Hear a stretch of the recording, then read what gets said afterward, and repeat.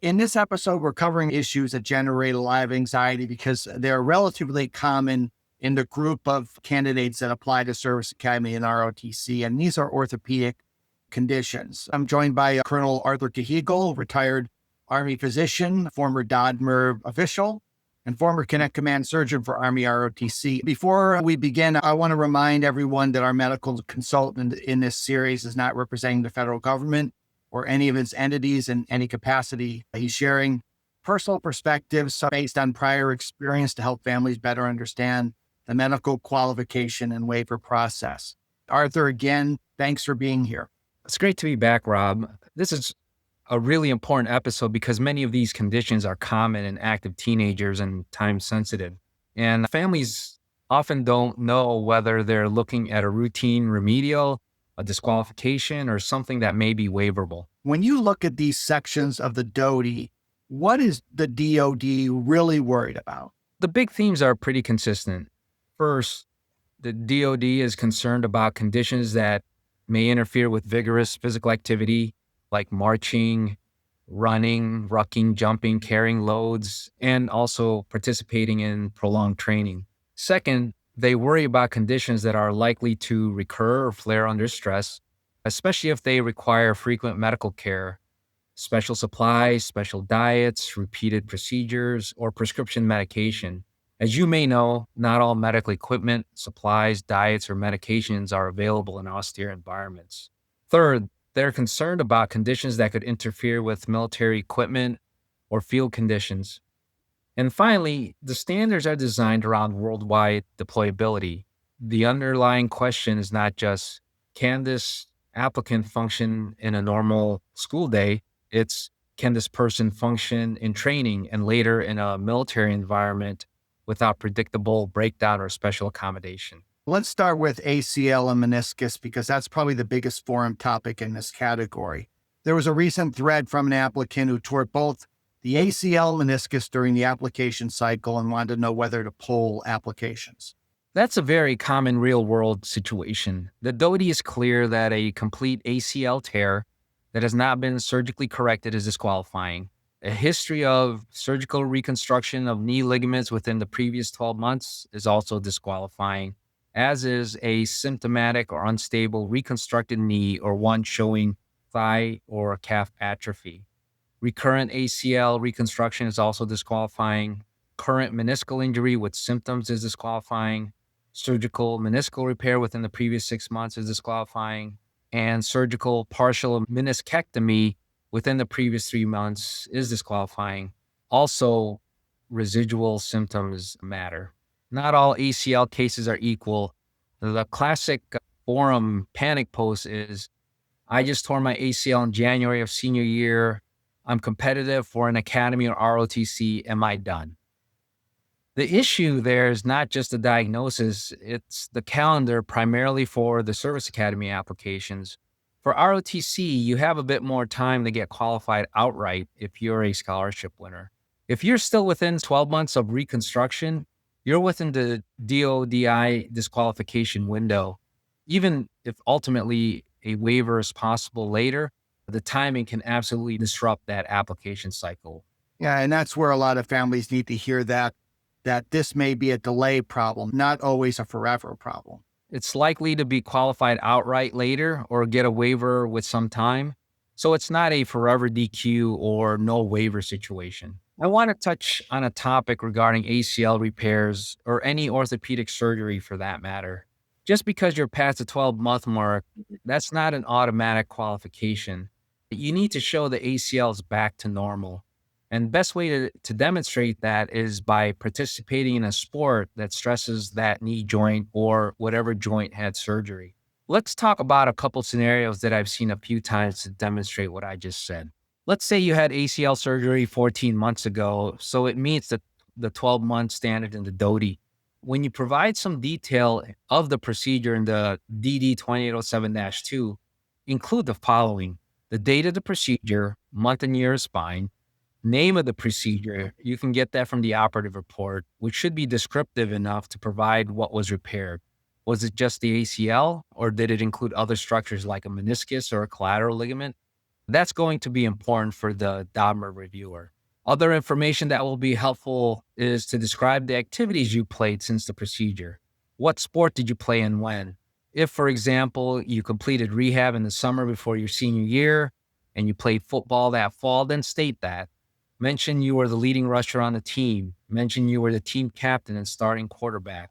Anything that provides evidence to your reviewer, to the DoDMERB reviewer, that your ACL is back to normal will be helpful. Are you able to jump, run, crawl, and squat? If so, then state that. Okay, so another piece of info you might want to convey is any issues with the joints since you got back to full activity. You have any joint swelling, pain, loss of strength, or range of motion? If you didn't have any issues with those, mention that you didn't have any issues with those. Last few items I want to mention are dates of physical therapy. So, for example, you'd say something like, I did physical therapy from January 2024 through May 2024. You also may want to mention the last time you saw the orthopedic surgeon when he released you to full and unrestricted activity. So the statement might say, I last saw my orthopedic surgeon on June 2024 when he said I can slowly go back to full activities. I then started football practice in that August without any knee problems. And you also would want to state that you had no complications after the surgery and your rehabilitation and physical therapy went as scheduled. So the info above that I just described should get you a qualification designation for the ACL surgery that was more than 12 years ago. If the info you provided in the DD 2807-2 is not enough, then the DoDMERB reviewer may ask for the operative report and the last orthopedic surgeon post-operative visit saying you're good to go. The second scenario is this. Let's say you had ACL surgery 10 months prior to your DoDMERB exam. However, by the time it gets to the DoDMERB medical reviewer, it's just over 12 months. There's a very good chance that you can get qualified outright with the right documentation. Because you're right on the cusp of the time limit, you're probably going to be asked to provide medical records or remedials. So here's what you should do. In the DD 2807-2, provide the exact information that I mentioned in the previous scenario. It may be enough to get you a Q, a qualification designation.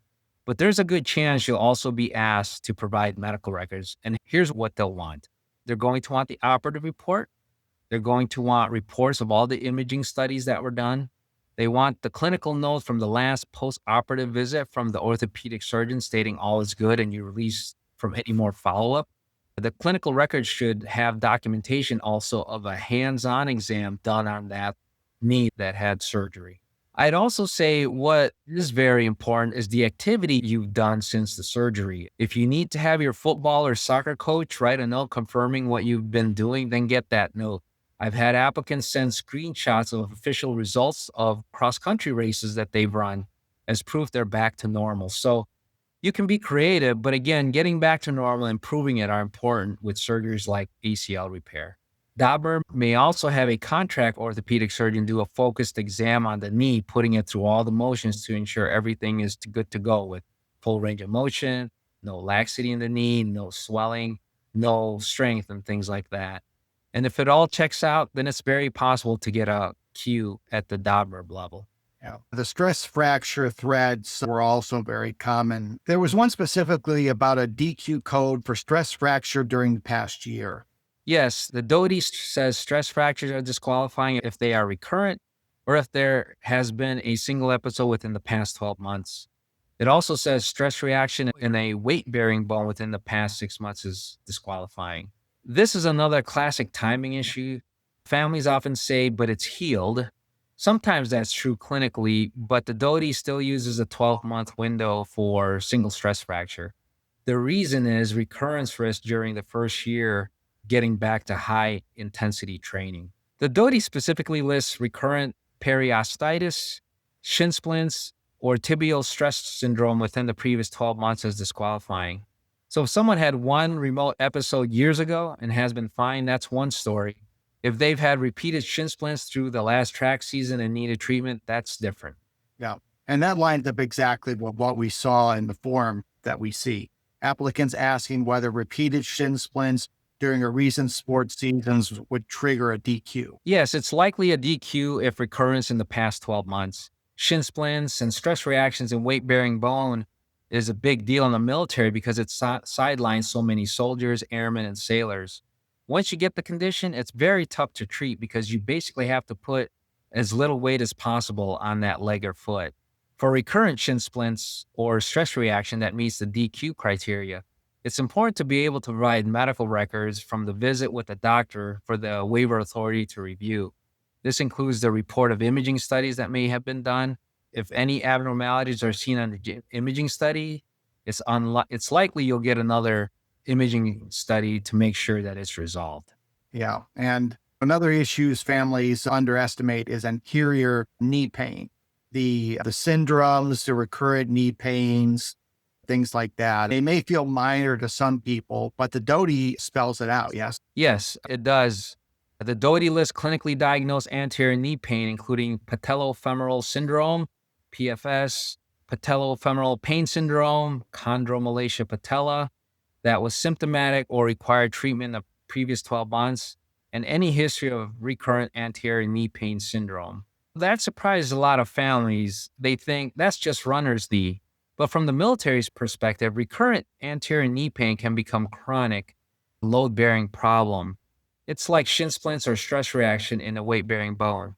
Anterior knee pain, patellofemoral pain syndrome, chondromalacia patella, and the like are big deal to the military. They're so common and they sideline so many people. Treatment is basically resting that knee for a period of time and probably getting physical therapy. Of course, as you can imagine, the military wants you to train to deploy and also to be able to deploy on a relatively short notice.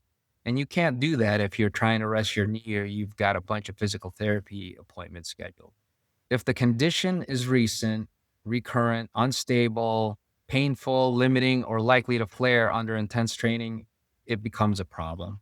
Some of these conditions are very problematic. Take osteochondral defect, which is an injury that involves both the cartilage and the underlying bone. This type of injury is difficult to manage because the articular cartilage has a very limited ability to heal itself. An osteochondral defect may be caused by acute trauma or repetitive stress. What happens is you get swelling and pain in the joint following physical exertion. If you have current osteochondral defect, you can see these in joints like the ankle or knee, then it's likely to get a waiver. An osteochondral defect is such a high-risk injury that even having a history of it is disqualifying. This is so that the waiver authority can do a deep dive to see if it's truly healed and been tested, so to speak, with full return to physical activities. The medical waiver reviewer will take a look at the risk for recurrence or progression. For a DQ for osteochondral defect, the waiver authority will want similar info I described for an ACL or shoulder surgery. They would want the reports of all imaging studies done. Ideally, the most recent imaging study will show a healed osteochondral defect. If not, the chances for a waiver is low. They would want the clinical note from the last orthopedic surgeon visit stating that all is good and you're released from any more follow-up. The clinical record should also have documentation of the hands-on exam done on the ankle, for example, if you had an osteochondral defect on the talar bone. What will help your case for a waiver are the activities you've done since the surgery after your OCD has healed after non-surgical management. If you need to have your football or tennis coach write a note confirming what you're doing, then get that note. Ideally, you participate in a sport that stresses the ankle, for example, like cross country, baseball, or football. The form pattern is really this. The applicant usually feels fine now, but the history is in the record. And they want to know whether DoDMERB focuses on the diagnosis or current function. The answer is both, because the DOD, as far as orthopedic conditions go, includes specific diagnoses, whether you've had it in the past or if you've had it in the past X number of years or months. For function, the DOD also has standards on if you can or can't do certain activities. Current functions matter a lot, but the diagnosis matters too because it predicts risk. It predicts the risk incurred for the military in bringing someone in with that history. That's why records are important for orthopedic diagnoses. A deep dive into the medical records, particularly the imaging studies, will provide a better idea of the severity of the pathology and the risk for progression or risk for recurrence. For orthopedic and sports injuries, like for joints, they're going to want the operative reports if applicable. If you've had surgery on your knee, on your shoulder, They're going to want reports of imaging studies for conditions like stress fractures or osteochondral defect. An imaging study showing resolution is very helpful. They're going to want notes from the clinical visits from the treating physician, in which states that you may return to full and unrestricted activities.